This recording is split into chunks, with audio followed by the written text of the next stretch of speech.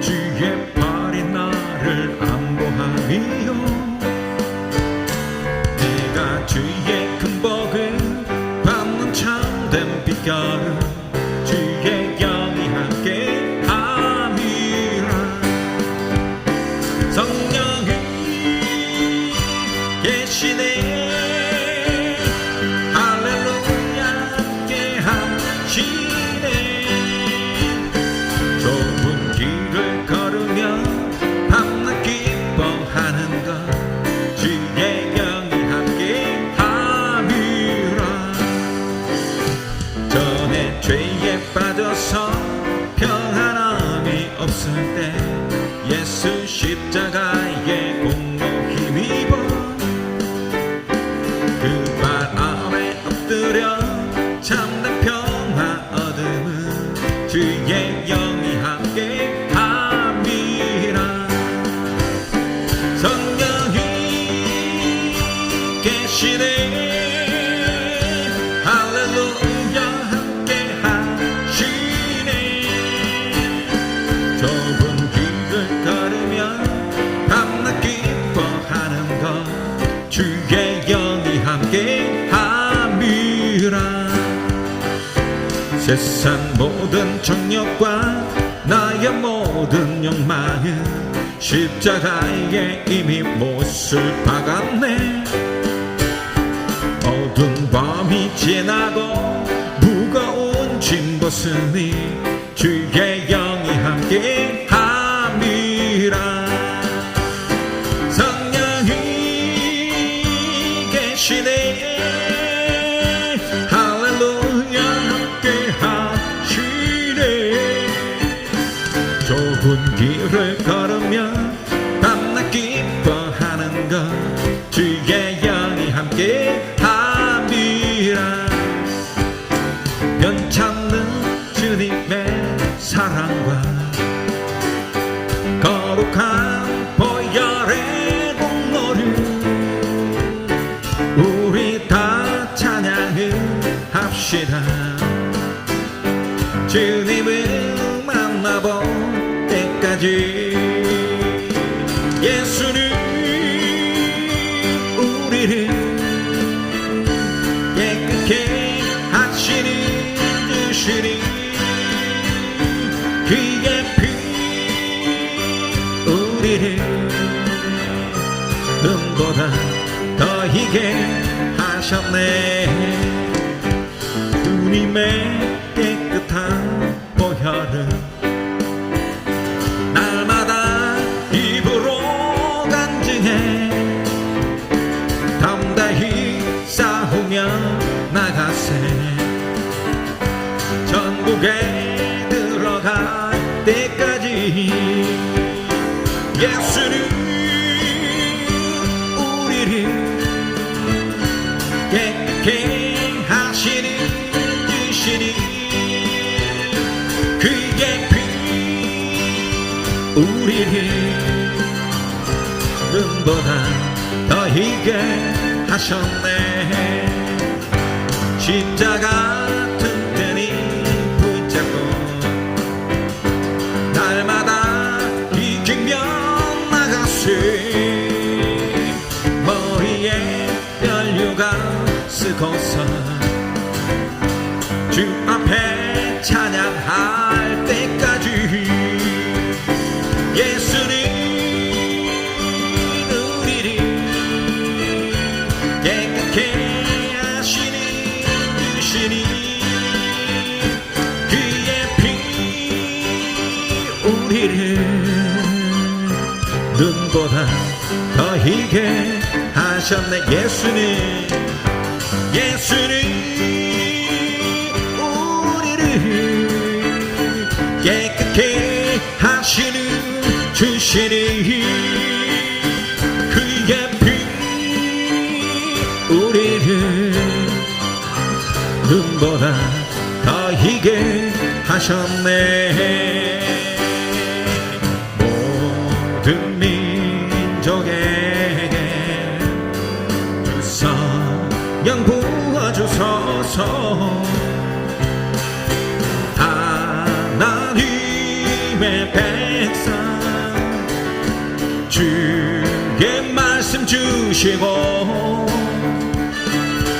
의와 환상 주사 주의 비밀 알리소서. 우리 믿사오니 하늘이 주의 날선 복회하소서. 그날은 주의 영이 임하여 큰 이 땅 위에 일어나리라. 모든 영혼 깨어 일어날 때 주 예수를 부르는 자는 구원되리. 모든 열방 중에 주사 영 부어주소서. 영광 주의 오사 주 경외하게 하시고 크신 능력으로 땅과 하늘 흔들소서. 주 기다리니 만물이 주의 날을 보게 하소서. 그날은 주의 영이 임하여 큰 부흥이 땅 위에 일어나리라. 모든 영혼 깨어 일어날 때 주 예수를 부르는 자는 구원되리. 그날은 주의 영이 임하여 큰 부흥이 땅 위에 일어나리라. 모든 영혼 깨어 일어날 때 주 예수를 부르는 자는 구원되. 주 예수를 부르는 자는 주 예수를 부르는 자는 구원. 주 예수를 부르는 자는 주 예수를 부르는 자는 구원되리.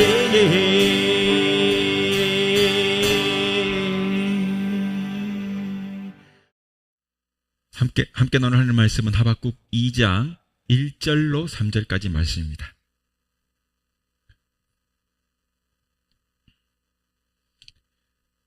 내가 내 파수하는 곳에 서며 성루에 서리라. 그가 내게 무엇이라 말씀하실는지 기다리고 바라보며 나의 질문에 대하여 어떻게 대답하실는지 보리라 하였더니 여호와께서 내게 대답하여 이르시되 너는 이 묵시를 기록하여 판에 명백히 새기되 달려가면서도 읽을 수 있게 하라.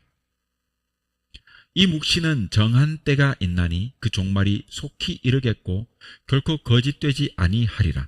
비록 더딜지라도 기다리라. 지체되지 않고 반드시 응하리라. 아멘.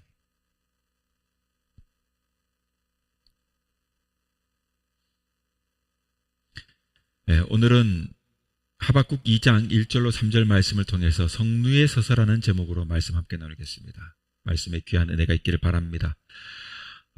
군인들이 북한과 경계하는 그 최전방을 방송에서 볼 때면 참호 속에서 또는 높은 산봉우리에서 적진을 내려다 보면서 밤잠을 자지 아니하고 지키고 있는 병사들을 볼 수 있을 것입니다. 바로 눈앞에 있는 그 적의 진지에서 오가는 북한군의 모습을 망원경으로 보면서 그 병사들이 무더운 여름에도 자세 하나 흐트러뜨리지 않고 망원경을 보는 것을 볼 때 우리는 감동을 받습니다. 요즘 우리가 TV 봤던 예능 중에 진짜 사나이 같은 그런 예능들에서 보면 혹독한 그런 훈련을 소화해내는 군인들의 모습에서 내 나라를 지키는 저들이 있기에 얼마나 감사한지를 느끼기도 합니다. 북한과 마주한 그 최전방에서 경계 근무하며 망원경으로 적을 관찰하는 이들이 바로 우리 한국의 파수병들인 것입니다. 오늘 봉독한 이 하박국서를 보면 우리의 신앙생활을 마치 그 성루에 서서 잠을 자지도 아니하고 살피고 있는 그 파수병에 대한 비유를 통해서 설명하고 있는 것입니다. 유대에는 만여 개에 가까운 그 성루가 있었다고 합니다. 오늘 본문 말씀에서 말하는 이 성루는 시멘트나 돌로 쌓은 그 성루가 아니에요. 즉, 우리가 눈으로 보는 그런 성을 의미하는 것입니다. 하나님 말씀으로 쌓아 올린 상징적인 의미에서 성루를 가리키는 것이에요. 눈에 보이는 어떤 그런 진짜 벽의 성루를 말하는 것이 아니라요. 이것은 오늘날 교회를 가리키는 것이라고 해도 될 것입니다. 우리는 이 성루에 올라가서 하나님의 계시를 기다리며 그 사회를 바라보고 또 나 자신을 살피면서 하나님께로부터 기쁜 소식을 듣고 복음을 전하는 이 파수병의 사명을 다하여야 할 것이다 하는 것입니다. 여러분, 교회는 마치 성루라고 할 수 있습니다. 그러므로 말씀으로 세워진 성루인 그 교회에서 우리의 문제를 해결해 나가야 하는 것이고, 또 오늘 저와 여러분, 우리는 그러므로 이 성루라는 것이 무엇인가, 정말 성루에 올라서서 살피는 사람은 어떤 사람이고 어떤 자세를 가지고 살아야 되고 어떤 자세로 성루에 올라서야 하는가에 대해서 몇 가지 나누면서 은혜를 생각해 보고자 합니다. 첫 번째는 성루에 선 사람은요, 깨어서 살피는 사람입니다. 파수꾼은 잠시도 졸거나 잠에 들 수가 없는 것입니다. 자고 졸다가 이러면 큰일 나는 것이에요. 마찬가지로 우리 신앙의 생활도 영적으로 깨어있는 생활이 되어야 하는 거예요. 졸면 안 돼요. 깨어서 나 자신을 살피고 우리 사회와 민족을 보고 문제를 발견하고 그것을 해결하기 위하여 애쓰는 것, 이것이 그리스도인의 생활입니다. 여러분, 우리 인간에게는 세 가지의 싸움이 있다고 합니다. 첫째는 자연과의 싸움이에요. 한마디로 인류는 이 자연과의 싸움을 싸워서 이겨온 역사다라고 할 수 있을 것입니다. 둘째로 인간과의 싸움이 있을 수 있습니다. 인간은 사회라고 하는 그 공동체에서 경쟁하며 그 경쟁 속에서 싸워서 이겨야만 살아갈 수가 있어요. 세 번째로 본다면 자신과의 싸움이라고 볼 수 있습니다. 우리는 우리 자신과의 싸움에서 그러므로 승리해야 합니다. 죄와 더불어 싸워 이겨야 해요. 탐욕과 더불어 싸워서 이겨야 합니다. 악과 싸워서 이겨야 해요. 게으름과 나태와 비겁과 무지와 죽음과 싸워서 이겨야만 하는 것이 바로 우리들이에요. 바울도 보면은 로마서 7장에서 자기 자신과 싸움에서 고민하고 있는 그 모습을 볼 수가 있습니다. 그리고 그것을 잘 나타내고 있습니다. 성경에 보면 예수님께서는 시험에 들지 않게 깨어서 기도해라, 그렇게 말씀하셨죠. 바울도 깨어 있어가지고 근신, 남자답게 강건해라. 그리고 또 베드로도 말하기를 근신해라, 깨어라. 너희 대적 마귀가 우는 사자와 같이 두루다니며 삼킬 자를 찾느니라. 너희는 믿음 위에 굳게 서서 마귀를 대적하라 라고 했습니다.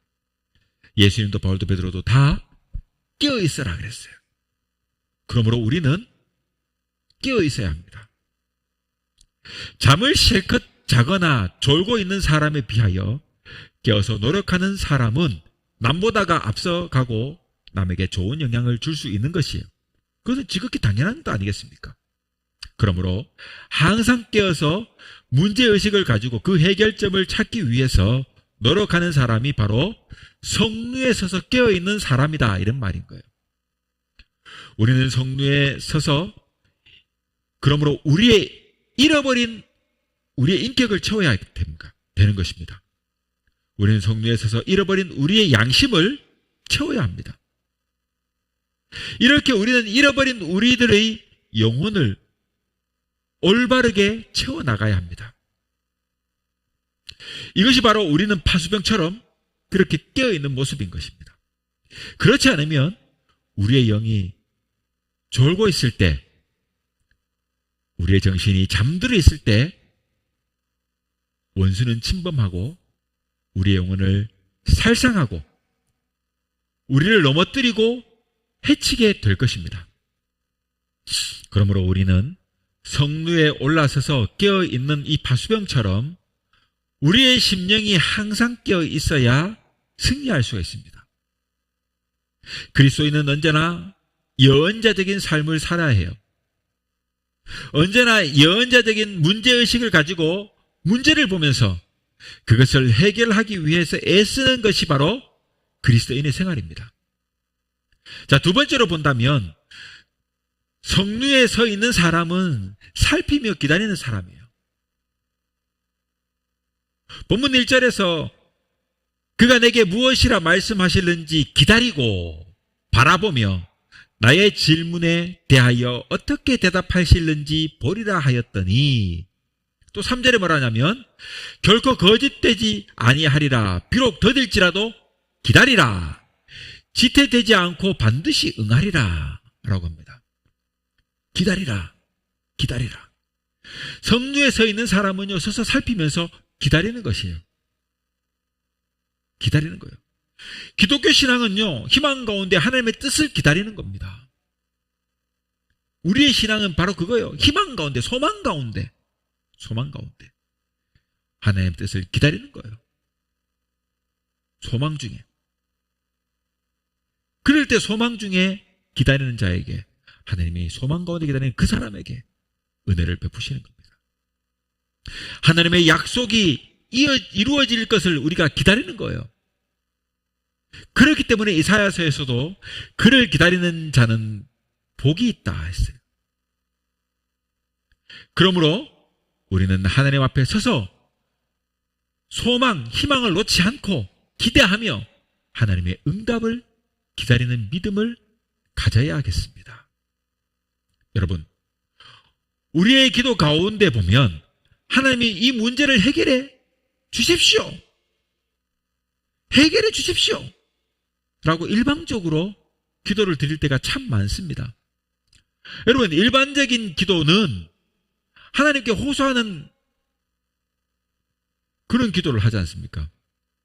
그러면서 호소는 하지만 뭐 합니까? 응답을 기다리지 않아요. 우리가 막 하나님 이 문제를 해결해 주세요. 하나님 해결해 주세요. 호소하잖아요. 그런데 기다리질 않아요. 그러나 참된 기도는 어떤 기도입니까? 응답을 기다리는 기도이기 때문에, 그게 참된 기도이기 때문에, 마치 그 무송통신이 오기를 기다리는 무전명처럼 하나님이 나에게 무엇이라고 응답하시는가 또 인격적인 하나님께서 오늘 나에게 무슨 말씀을 들려주시는가 하고 응답을 기다리는 파수꾼의 자세가 필요한 것입니다. 하나님께서는 지금 우리에게 응답하고 계십니다. 그러니 우리의 기도 자세는 하나님께 기도하고 응답을 받는 한 길이 아닌 그 두 길의 기도가, 즉 기도와 응답의 기도가 되어야 하는 것이다. 이스라엘 백성들이 출애굽을 하며 홍해를 건널 때 모세가 홍해 앞에 서서 기도드렸으나 홍해는 아직 갈라지지 않았어요. 출애굽기 14장 14절에 보면 모세는 여호와께서 너희를 위하여 싸우시리니 너희는 가만히 기다리라 라고 했습니다. 이처럼 소망 가운데 하나님의 약속을 믿고 기다릴 때 하나님의 기적이 일어나는 것입니다. 믿고 기다려야 돼요. 여호와께서 너희를 위하여 싸우시리니 너희는 가만히 기다리라. 노래도 부르자 있잖아요. 너희는 가만히 있어. 가만히 있는 거예요. 기다리는 거예요. 그렇게 할 때 주가 하나님들을 알게 되는 것입니다. 가만히 기다릴 때 주가 하나님을 아는 거예요.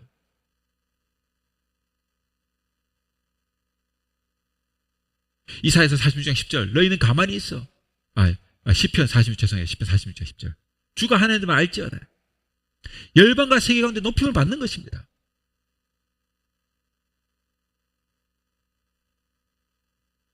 신앙이란 여러분 소망 중에 기다리는 것이라 해도 과언이 아닌 것입니다. 그러니 조급한 사람은 하나님의 응답을 받을 수가 없는 것입니다. 지난번에 창시자 찰스 다윈은 여러분 지렁이 하나를 놓고도 무려 27년간 연구를 한 끝에 유명한 학설을 세울 수 있었다고 해요. 이것은 여러분 기다리는 자만이 볼 수 있고 기다리는 사람만이 위대한 체험을 할 수 있다는 것을 말하는 좋은 예시입니다. 우리의 신앙생활도 마찬가지예요. 우리 신앙생활을 자세히 살펴보면요, 마치 계절이 바뀌는 것처럼 사계절이 있는 것 같아요. 어떤 때는 놀라운 체험을 하기도 해요. 정말로 꽃이 피는 봄과 같이 화려하고 기쁨이 충만한 그런 봄의 신앙생활을 할 때가 있어요. 그러나 때로는 어떻게 해요? 겨울처럼 싸늘해지고 피곤하고 지친 영혼이 찬 얼음장 밑에서 그 묻힌 것 같은 그런 때가 있어요. 그럴 때를 지날 때가 있단 말이에요. 마치 삶은 사계절처럼 그래요. 그 인생이 그런 인생이고 신앙생활을 보면 그래요. 여러분 그런 어둡고 힘들고 추운 겨울을 지날 때 하나님께서 나를 버린 것이 아니라는 것을 아셔야 돼요. 겨울을 지낸 뒤에 여러분 잎사귀가 나는 거예요. 그 이듬해 잎사귀는 다시 꽃이 피고 열매를 맺는 그 과정을 거치게 되는 것입니다. 여러분 가을에 보리가 있고 봄에도 보리가 있어요. 여러분 가을에도 보리를 심고 겨울에도 봄에도 보리를 심습니다. 그런데 여러분 이 두 번의 보리를 심는 가운데서 특별히 가을 보리가 더 맛나고 값도 비쌉니다. 왜 그런가 하면은 가을에 심는 보리다 보니까 겨울을 지내요. 차가운 눈 밑에 깔려가지고 겨울을 나게 되는 거예요. 그래서 보릿고기가 있잖아요. 그 보릿고기 동안은 먹을 게 없어요. 그러다가 봄이 되면 보리가 탁 자라면 그때 막 급하게 따가지고 보리를 해가지고 밥을 지어 먹는 거예요. 그 전까지 여러분 그 추운 겨울에 가을에 쌀 같은 걸 묵혀놨던 걸 다 먹고 나서 먹을 게 툭 떨어지면 그 봄에 먹을 것을 가지고 나무 꺼죽을 벗겨 삶아 먹고 끓여 먹고 그 보릿고개를 넘는 것입니다. 그런데 아무튼 그 가을에 심은 이 보리가 겨울에 눈을 이겨내고 눈 밑에 깔려가지고 그 겨울을 나고 그리고 또 농부들이 와 사람들이 와서 자꾸 밟아주니까 여러분 얼마나 힘든 고통을 겪겠습니까? 그런데 그 과정을 겪으면서 보리가 죽는 것이 아닙니다. 보리는 죽는 것이 아니에요.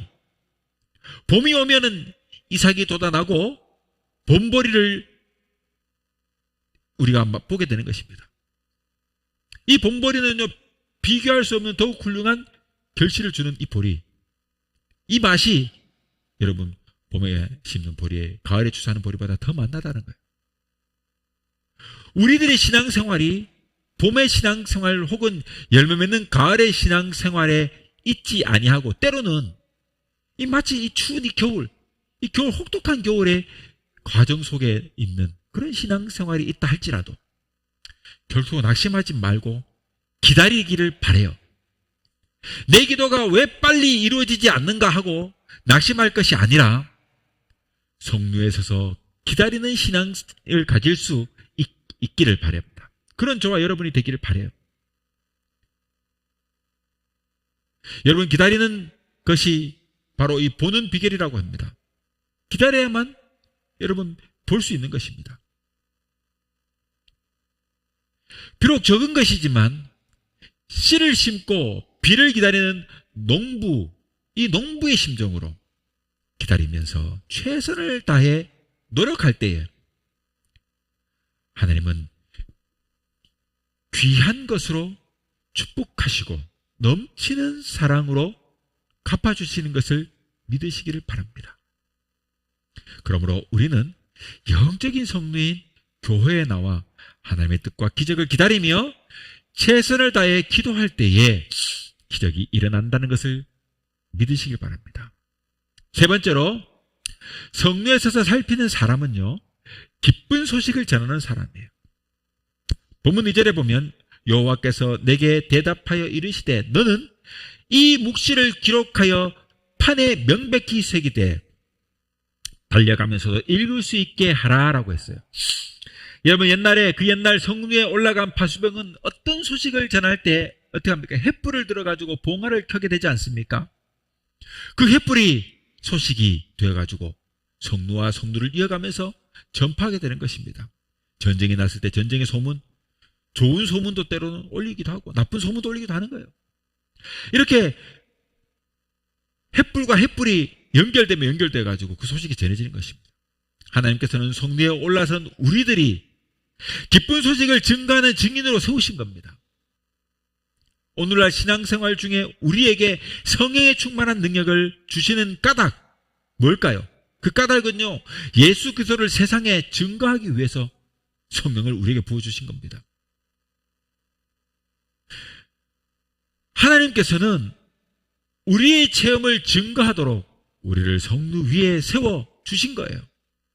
기독교는 여러분 증인들에 의하여 전파된 종교 아닙니까? 12제자들이 여러분 잘 들으세요. 예수님께서 여러분 그저 배를 타고 고기나 잡던 사람들, 남들에게 손가락 받던 그런 세리들, 뭐 이런 사람들을 데리고 와가지고 제자를 삼아가지고 뭐랍니다. 너는 땅끝까지 이르러 내 증인이 되리라 그래요. 야, 여러분 생각해 보세요. 가나안에 갈릴리 바다 한번 벗어나 보지 못했던 이런 제자들이 내 증인이 되라는 말에 얼마나 웃었겠습니까? 나를 전하라 할 말에 얼마나 웃었겠어요. 야, 나는 고작 그런 사람밖에 안 되는데. 그런데 어떻게 됐습니까? 그들이 성경을 체험하고 성경 받고 난 후에 여러분 땅끝까지 이르러 증인이 된 거예요. 그렇게 해서 그 복음이 계속 전파되고 오늘날 우리에게 이르고 우리가 예수 믿어 이렇게 구원받은 것이에요. 여러분, 하나님께서는 우리의 체험을 증거도 우리를 성루에 세워가지고 전파하도록 하신 것입니다. 기독교는 여러분 이와 같이 증인에 의하여 증거되어서 전파된 예수 그리스도가 전파된 그 역사를 가지고 있는 것입니다. 그런데 오랫동안 예수를 믿어도 나에게는 왜 감격이 없느냐요. 여러분, 거기에는 몇 가지 원인이 있는 거예요. 첫째로 본다면 오랜 옛날 그 경험만을 가지고 만족하기 때문이에요. 옛날에 받았던 감격을 붙들고 사는 사람은요, 당연히 더 이상 새로운 감격이 없는 것입니다. 둘째는 믿음대로 실행하지 못하기 때문에 새로운 감격이 없는 거예요. 행함이 없는 믿음은 죽은 믿음이다라고 성경은 말하고 있습니다. 믿는 그대로 생활에 옮겼을 때 기적이 경험하게 되는 거예요. 그래서 믿음대로 행하면 돼요. 믿음 별거 아니에요. 믿고 확신하면 확신하는 대로 행하면요, 기적이 일어나는 거예요. 셋째는 하나님을 믿는다고 하면서 자기 마음 중심에는 아직 돈과 권세, 탐욕이 자리 잡고 있기 때문에 감격이 오지 않는 거예요. 그렇기 때문에 내 마음의 왕자에 정말 하나님이 계시고 그리스도가 나의 전 인격을 지배할 때 비로소 새로운 감격이 사건이 일어나게 되는 거예요. 여러분, 아무튼 이처럼 기독교는 증거의 종교입니다. 추상적이고 막역한 그런 막연한 종교가 아니에요. 그래서 기독교에는요, 크게 세 가지의 증거가 있어요. 첫째는 역사적인 증거가 있습니다. 예수 그리스도의 십자가와 부활이 역사적인 증거예요. 2000년 동안 전 세계의 역사를 이끌어온 교회의 역사가 바로 그거지 않습니까? 오늘날 교회가 왜 세워져 있습니까? 십자가와 그 부활이 증거가 바로 교회예요. 전 세계에 얼마나 많은 교회가 있습니까? 그러므로 교회가, 기독교가 바로 살아있는 종교라는 것을 말하는 거예요. 역설적으로 여러분, 오늘날 교회가 세상의 손가락질을 받지 않습니까? 이런 손가락질 받는 그 속에서도 여전히 교회가 존재해요. 여전히 존재하는 것은요, 바로 하나님이 살아계시다는 역사적 증거인 것입니다. 두 번째로 본다면 집단적인 증거가 있어요. 집단적인 증거가. 여러분, 교회가 곧 집단적인 증거예요.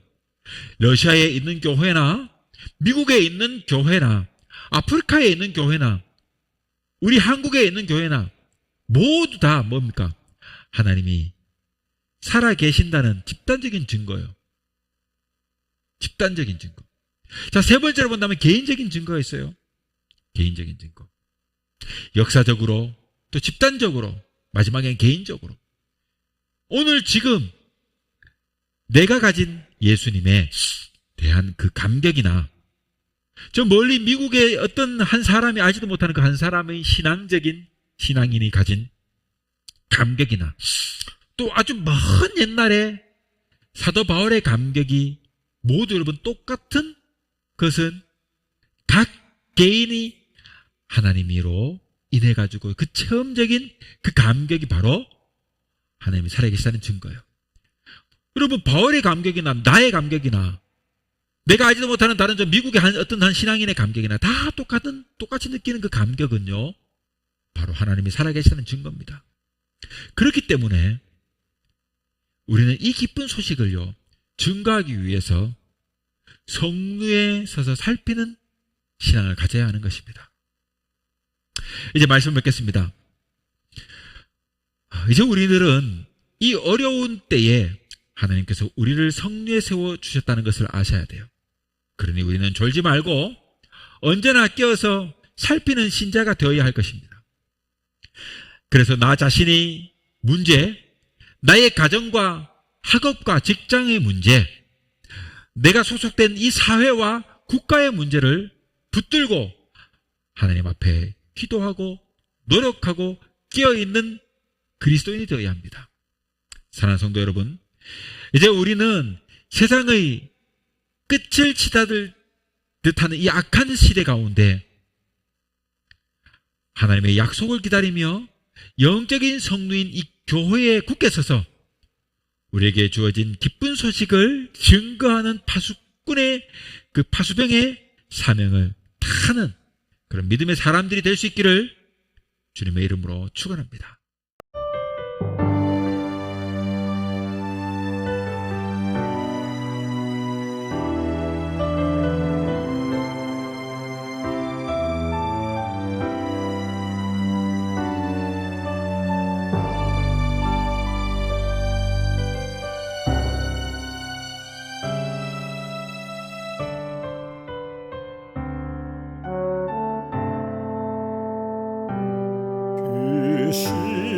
십자가 나 바라볼 때 오 더러운 내 삶을 보네 씻기지 않는 주홍빛 내 죄 십자가 앞에 선명히 보네 가늠할 수 없는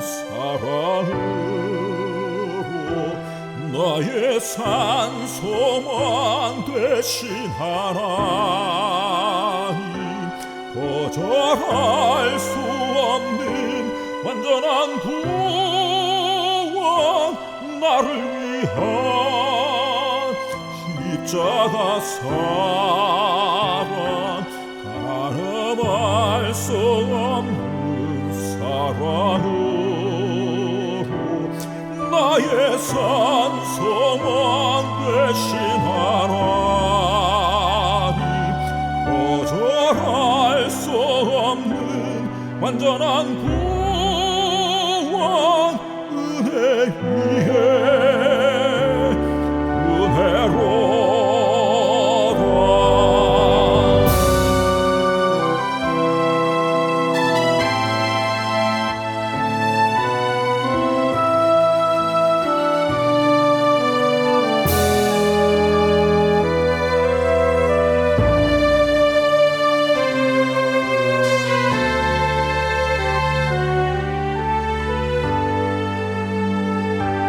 주님의 계획 내 생각보다 크고,